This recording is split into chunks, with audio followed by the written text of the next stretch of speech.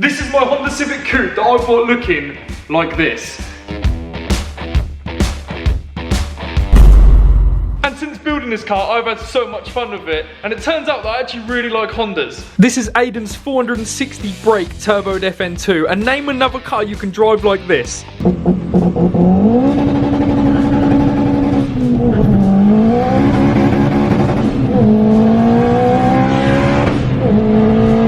And they don't even have to be turbo to be fun.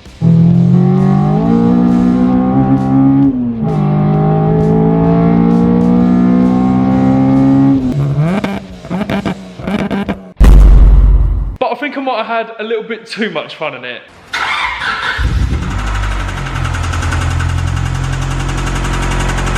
And you don't even have to be slightly into cars to know that that definitely ain't meant to sound like that. So yeah, I blew the engine up just a little bit. And by a little bit, I mean quite a big bit. Now let me tell you how I did it. And on this channel, I don't mind making myself look stupid if it means that you all learn something. Now every car I've ever owned has had an oil light, and you can probably guess where I'm going with this. And in those cars, when the oil goes a little bit lower than it should do, the oil light comes on. And if you're wondering if the Civic has an oil light, yes it does. Now it's no secret that Hondas love to burn a bit of oil, so I've just been waiting for the oil light to come on before I top it up. But it turns out the Civic's oil light isn't for the level, and it's actually for the pressure. Now, I had no idea that some cars don't have an oil level light, they just have an oil pressure light. And by the time that pressure light came on, you can pretty much say bye-bye to your engine.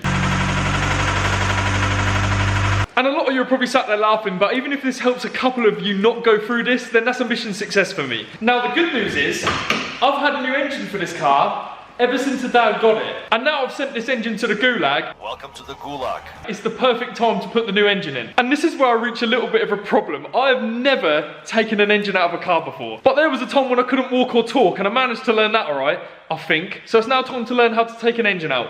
Wish me luck. So when something dies, the first thing it does is drops all of its fluids. So the first thing I'm going to be doing to the Civic is dropping all of its fluids. But first I'm taking the bumper off because I feel like that's going to get in the way if not. And the first fluid I'm going to be dropping out of the Civic is the coolant. Starting with the bottom hose, then the top hose. I don't think coolant's meant to look like that. I'm probably going to guess it's never been changed. But why service a car if you can just change the engine? Now it's time to drain the engine oil, and make sure you do this when it's cold. I mean, it's not as bad as I thought. There's quite a bit of metal in there, but I reckon some fresh oil and she's good for another 2,000 miles. But before I move on, I need to put the sump plug back in, and yeah, I did drop it in the oil. Now it's time for probably the smelliest part of the job, and that's the gearbox oil. Honestly, this stuff stinks. And apparently I now have a quick release radiator. I think that might be the first of many. But now the radiator's out, it's time to move on to the drive shafts. And to get the shafts out, you've got to take the nut off the end, then the two ball joints, and then the suspension fork, just to give you enough room to get it out. Then with a quick tap behind the shaft, it'll come straight out. Hey. First drive shaft's out. And now it's time to take the other shaft out. Now I'm going to split the exhaust and take the gear linkage off the gearbox. And that should be it for underneath. So now it's up to the top, starting with the intake and the battery, and the throttle cable and all the fuel and coolant lines, which had a bit of a wee, but don't worry, Cass had the bucket ready.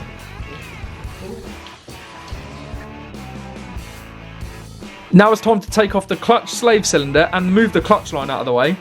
Then the power steering.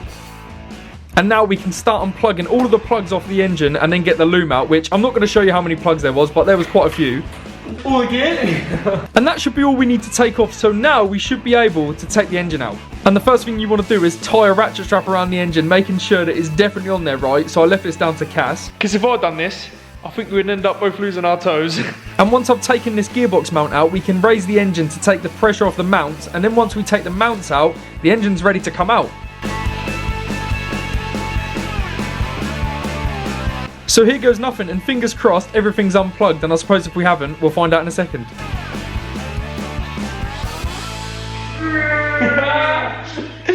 It's out, baby! And that, boys and girls, is a mission success. First engine I've ever pulled out, obviously with the help of Cass, couldn't have done it without him. Now it's time to show you the new engine. But before I show you what engine's going in the Civic, we need to give this bay a clean because this is filthy. So before you clean your engine bay, first thing you want to do is take your engine out. No, you don't actually really need to, but make sure you just tape up anything that where water doesn't want to get into. So obviously, in my case, I've taped up all the plugs on the loom because water and electrics don't tend to mix very well. Now I'm going to leave it down to Brandon from Ace Valeting to make this bay look a little bit more red.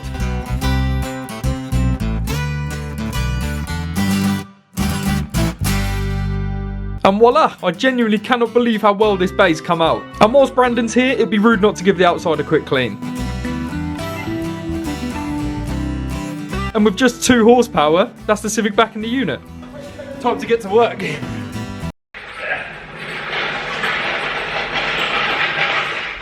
Here she is. So if you're not into Hondas or not into cars, you've got no idea what engine this is. Well, this is a B18 that came out of a Honda Aerodeck or a Honda MB6. I'll put a photo of them both somewhere. And if you are into Hondas, you're probably wondering why I didn't put a K20 in this out of an EP3. Now the plan is, I want to build an EP3 at some point in the future, so I thought I'd go with a B18 in this. And I've got no idea if this engine runs or not, and I'm just praying it's going to be alright. And if it doesn't, I'll be cutting a hole in the floor and going full Flintstones up in this. So I guess it's now time to find out if I've bought a good engine or not. Fingers crossed. So before we get the engine in, we're going to put the gearbox on and all the gearbox bolts and the starter motor, because doing this with the engine in the car would be a nightmare. And also, before we put the engine in, I'm going to give it a quick clean. I'm not bothered about this looking like a show car engine, but look how much dirt come off it, so I think it was worthwhile. And then Cass gave it a quick lick of paint just to make it look as good as it can. So now that's all done, it's time to get the engine in the car. Time for the exciting bit, and the first thing we're going to do is drop the engine onto the mounts. And once all the mounts are tight, we can take all the tension off the engine crane. Yeah, buddy! Right, there's no time to celebrate, because I've got to find out if this engine even runs, so let's get everything plugged in. So I'm now going to take out the old engine loom, which turned out to be a big mistake, which you'll find out why later, whilst Cass put the new loom in. And then we plugged everything in. Again, I'm not going to show you all the plugs, because there was loads. And before I go any further, I'm going to paint the rocker cover. Should I be doing this now? No. Will it make your viewing pleasure a little bit better? I hope so. And to do this, you just give it a quick clean with a wire brush and then spray it with VHT paint. Basically, that just means very high temperature, because obviously an engine gets quite hot. And I also painted a few other little brackets. And whilst I was waiting for that to dry, I put the radiator all back together. And after about 20 minutes, it's completely dry, so it's time to get it back in the car, which I noticed there was quite a bit of water in one of the cylinders. So I think it's just because this engine sat for such a long time, like over a year. So hopefully this should never come back. And then it's back in with all the HT leads in the cover and the oil cap and the dipstick. Voila. I definitely shouldn't have done that until I've heard this engine run, but at least if it is blown up, it looks kind of cool. But now there's only a few more things to plug in until we find out if this engine runs or not, and I'd be lying if I said I wasn't very nervous. But before we try and start it, Cass put in a fresh filter and fresh oil. And don't you worry, when this is done, I'm going to be checking it every 2 miles. Okay, maybe not every 2 miles, but I'm definitely going to check it more than not at all. It's now the moment of truth to find out if 1, we've plugged everything in properly, and 2, if this engine is actually going to run. We've got lights. Ready? We've got cranks. Should we go again?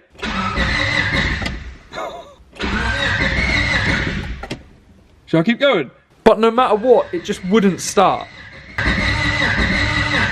So it's cranking, but we ain't got no spark, so let's find out why. So the first and the easiest option is to clean the HT leads. Now it's very unlikely that it's going to be this, but you should always start with the easiest option first. So we gave the HT leads a bit of a clean to see if it will start. Low hopes. Let's find out.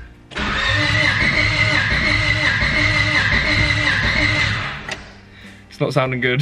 We're gonna have to dig a bit deeper. But the good news is the engine cranks, which means it isn't seized, so I suppose that's a positive. So the next test to see if it's got a spark is to take a spark plug out and put it in the HT lead and rest it against something metal to see if there's any spark at all.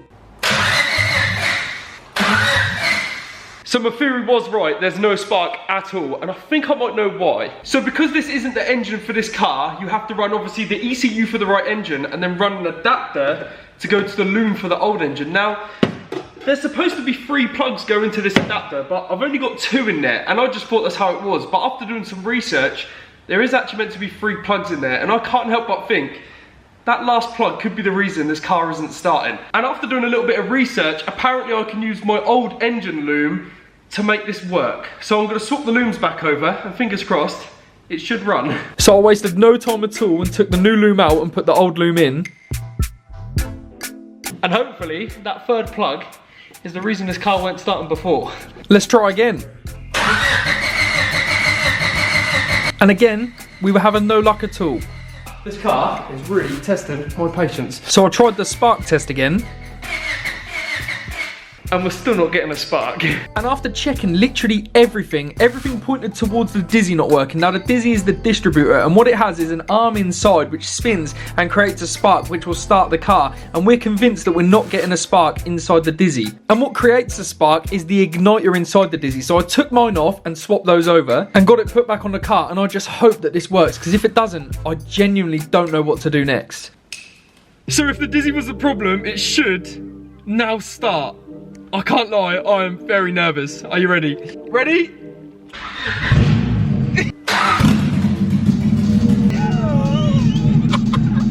On the button, lads!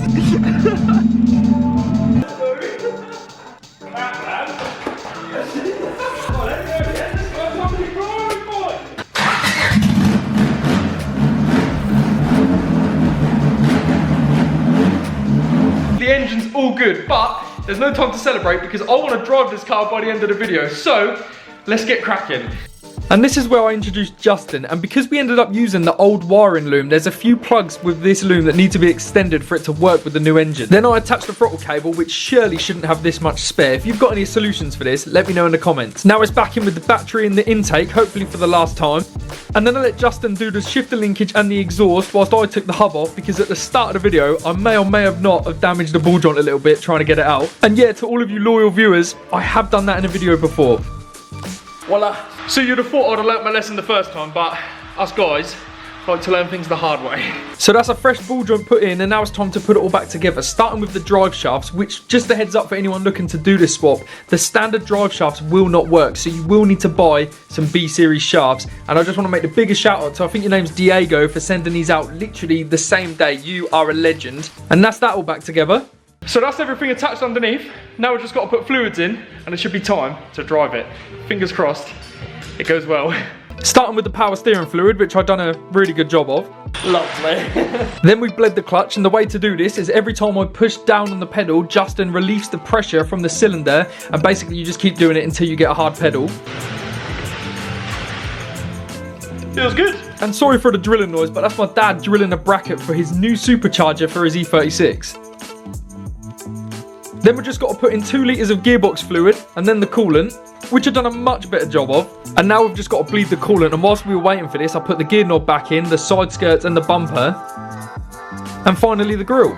So it's been running now for about 15 minutes and it is sat perfectly in the middle. So that is a mission success, and that means we can now try and drive it.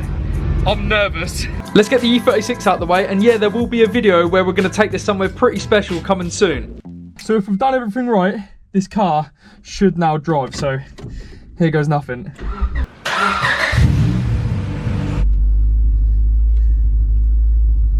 It's moving.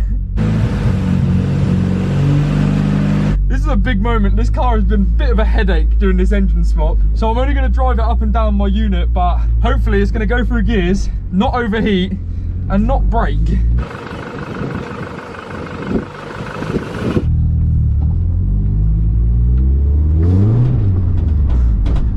I swear that just started spinning. I barely touched the throttle. It moves. Let's see if we can get it into second and third gear. We have second gear. Right, quick sound check.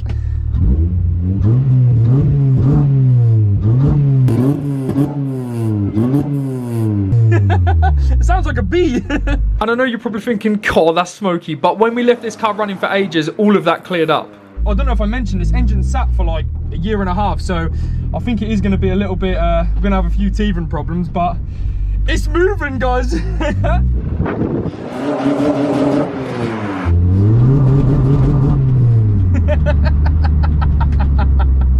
There's only one way to find out if it's going to break, and that's by sending it, right?